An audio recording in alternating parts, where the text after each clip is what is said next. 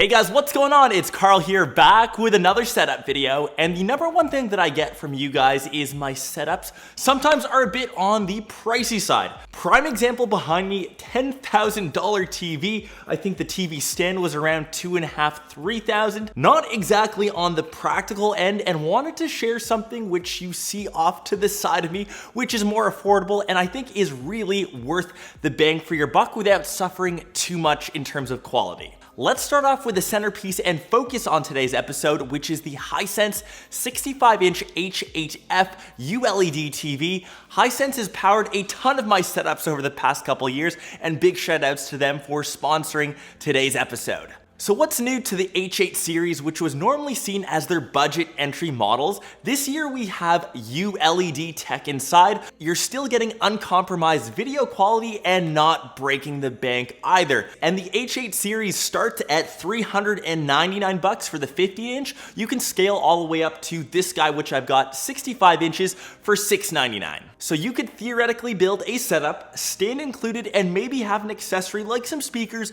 for under $500. I think that's a no-brainer, and Hisense is one of the best bang for your buck models, and like I said, this year they're really focusing on picture quality. And usually for budget models, you end up sacrificing brightness, color depth.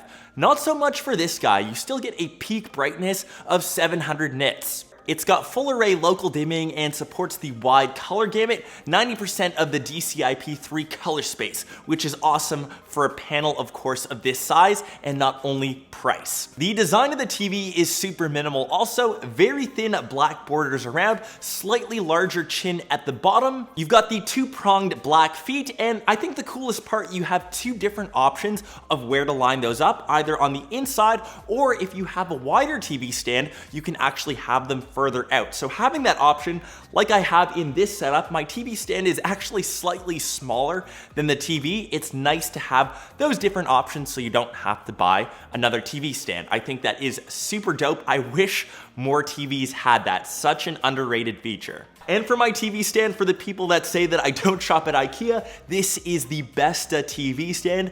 $50, I think it's a no-brainer. I've had this guy since I was in school in university. It has held the test of time, and I actually just purchased a new one for my bedroom, which will be installing down that way. It's got different shelving options, and you can see in mine, of course, to keep the orange theme going, I've got my orange Xbox One S and PlayStation 4 Pro. I kind of switch between the two. Bonus points for all of you that saw the OG Crystal Xbox. That's like my holy grail of collectibles in gaming.